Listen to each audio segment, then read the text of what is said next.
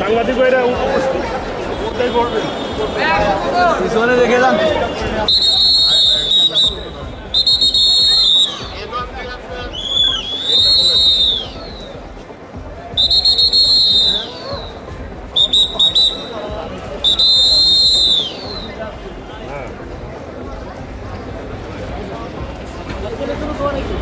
তার আগে দুইটা মামলাতে আছে, দুইটা মামলাতে সেই মামলাগুলোতে আমি আছে, এই মামলাতে আবার শুনানি দেখানো হচ্ছে।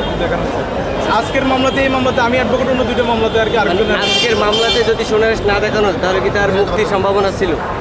এই ব্যাপারটার সাথে আমি এখনো পর্যন্ত এ নাই, কারণ আজকের মামলাতে আমি ওনার অ্যাডভোকেট আর কি। আচ্ছা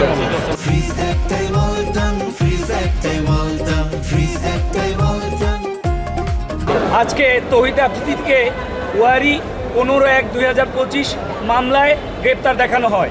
মামলা ধারা হচ্ছে 420, 406। এই মামলায় তার বিরুদ্ধে এলিগেশন হচ্ছে উনি অন্য আরেকজনের সাথে মিলে টেলিগ্রাম অ্যাপসের মাধ্যমে ছাত্রছাত্রীকে বিভিন্নভাবে আহ্বান করতেন যে কাজ করলে পয়সা পাবে। এই কাজটা হচ্ছে ইউটিউব চ্যানেলের ভিউর মাধ্যমে স্ক্রিনশট দিলে টাকা পাওয়া যায়। প্রথমে তাকে 150 টাকা দেওয়া হলো আজকের বাদীকে, পরবর্তীতে 200, এইভাবে করে পর্যায়ক্রমে টাকার পরিমাণ বাড়ানো হয়। পরবর্তীতে তাকে বলা হয় যে বিকাশের মাধ্যমে একটা নাম্বার দেওয়া হয়, 5000 টাকা পেমেন্ট দিলে উনি আরও বেশি কাজ পাবে।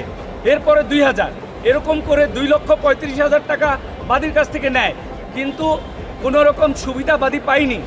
এই হচ্ছে আজকের সাবজেক্টিভ ম্যাটার, এবং তৌহিদ আফ্রিদিকে এই মামলায় আজকে গ্রেপ্তার দেখানো হয়।